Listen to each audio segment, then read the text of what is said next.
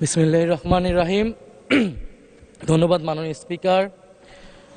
জুলাই গণ অভ্যুত্থান এবং জুলাই যোদ্ধাদের উপর আনীত শোক প্রস্তাবের উপর আলোচনা করার সুযোগ দেবার জন্য।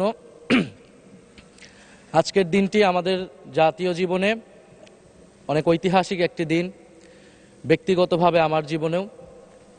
2024 সালের 5ই আগস্ট তথা 36শে জুলাই শাহবাগ থেকে ছাত্র জনতার মিছিল নিয়ে আমি এবং আমার সহযোদ্ধারা এই জাতীয় সংসদের প্রাঙ্গণে আমরা এসেছিলাম। ছাত্র জনতাকে সাথে নিয়ে ফ্যাসিস্ট মুক্ত করেছিলাম এই মহান জাতীয় সংসদকে। সেই দিন আমাদের ভূমিকা ছিল বৈপ্লবিক। আজকে একটা ভিন্ন প্রেক্ষাপটে গণতান্ত্রিকভাবে নির্বাচিত হয়ে আজকের এই মহান জাতীয় সংসদে কথা বলতে পারছি, সেজন্য মহান আল্লাহ তাআলার কাছে এবং জুলাই গণ অভ্যুত্থানের সকল শহীদদের কাছে কৃতজ্ঞতা প্রকাশ করছি।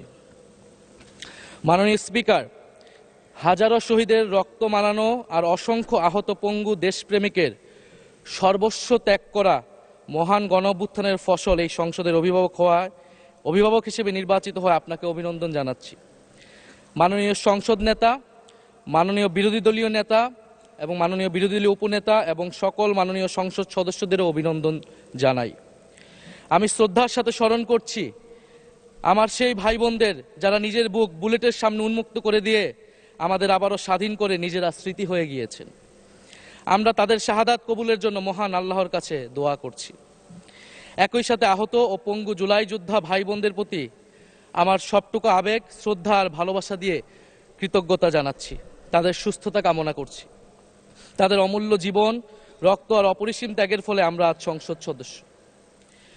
24-এর গণ অভ্যুত্থানের বৈষম্য বিরোধী ছাত্র আন্দোলনের নেতৃত্বে অংশ নিয়েছিল ছাত্র, শ্রমিক, কৃষক, শিক্ষক, অভিভাবক, সাংস্কৃতিক কর্মী, আলেম সমাজ, তরুণ সেনা অফিসার ও সৈনিকগণ ও প্রবাসী বাংলাদেশি ভাই ও বোনেরা। অভ্যুত্থানে গুরুত্বপূর্ণ ভূমিকা রেখেছে আমাদের নারী সমাজ, সামনে থেকে নেতৃত্ব দিয়েছে ও নির্যাতিত হয়েছে। আন্দোলনে প্রাইভেট বিশ্ববিদ্যালয়, মাদ্রাসা ও স্কুল কলেজের ছাত্রছাত্রীদের ভূমিকা ছিল তাৎপর্যপূর্ণ। গণ অভ্যুত্থানে ভ্যানগার্ডের ভূমিকা ছিল ফ্যাসিবাদ বিরোধী রাজনৈতিক দলের নেতাকর্মীরা। স্মরণ করছি ছাত্রদল, ছাত্র শিবির, ছাত্র শক্তি, ছাত্র অধিকার পরিষদ এবং বিভিন্ন ইসলামপন্থী ও বামপন্থী ছাত্রকর্মীদের যারা সাহসিকতার সাথে লড়াই করেছিল বৈষম্য বিরোধী ছাত্র আন্দোলনে।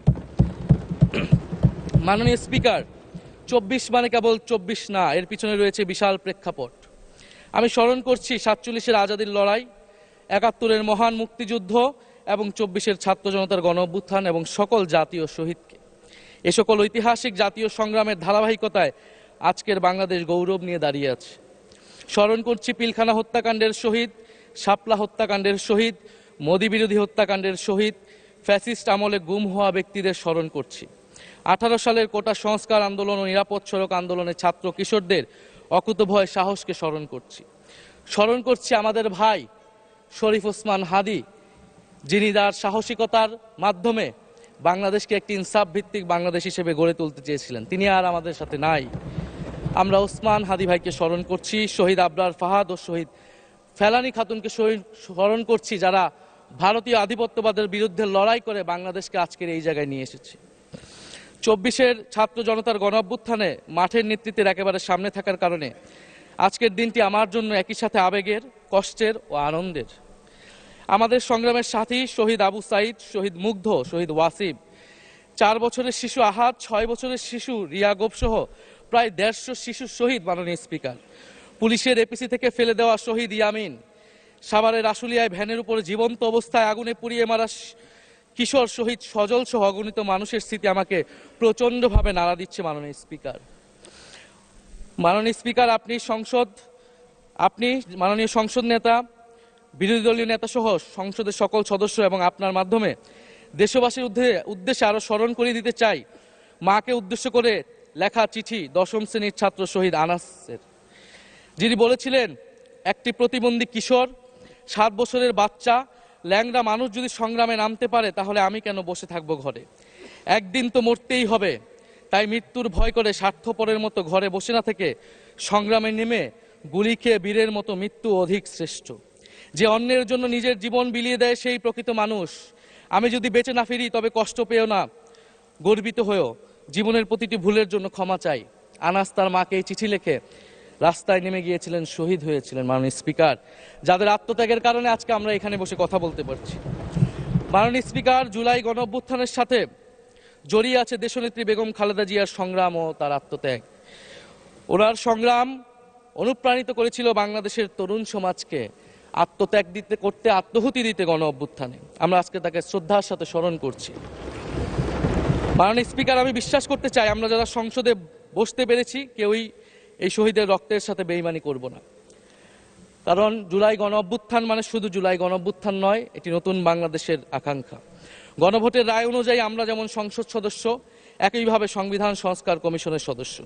আমাদের সরকারি দলের বন্ধুরা অবিলম্বে সংবিধান সংস্কার কমিশনের সদস্য হিসেবে শপথ নেবেন বলেই আমরা বিশ্বাস করি। আমরা একই সাথে গণতান্ত্রিক সংস্কারগুলো সাধন করতে চাই। 70% মানুষ গণভোটে তাদের রায় জানিয়ে দিয়েছে মাননীয় স্পিকার। গণতন্ত্রে জনতার রায় সার্বভৌম, তার উপর কোনো আইন বা বিধান চলতে পারে না। মাননীয় স্পিকার, আমরা বিচার চাই, জুলাই গণহত্যার বিচার চাই, শরীফ ওসমান হাদী হত্যার বিচার চাই, গুম খুনের বিচার চাই, বিগত সময়ে হওয়া লুটপাট এবং দুর্নীতির বিচার চাই। জুলাই মানেই নতুন বন্দোবস্ত, গণতান্ত্রিক অন্তর্ভুক্তিমূলক বৈষম্যহীন দেশ। জুলাই মানে আধিপত্যবাদ মুক্ত, ফ্যাসিস্ট মুক্ত দেশ। জুলাই মানে মানবিক মর্যাদা ও দায় ও দরদের বাংলাদেশ। মাননীয় স্পিকার, আমি শেষ করব একটি কথা বলেই। আজকে সবাই এক বাক্যে স্বীকার করে নিয়েছেন যে জুলাই গণ অভ্যুত্থানের শহীদদের কারণে আমরা এই মহান সংসদে বসতে পেরেছি এবং এই মহান সংসদে আমরা সকলেই ফ্যাসিবাদ মুক্ত, ফ্যাসিবাদ বিরোধী লড়াইয়ের সৈনিকেরা এখানে আসিছি।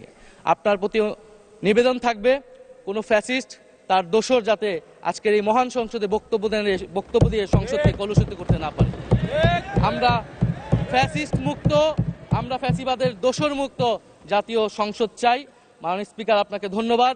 ইনকিলাব জিন্দাবাদ।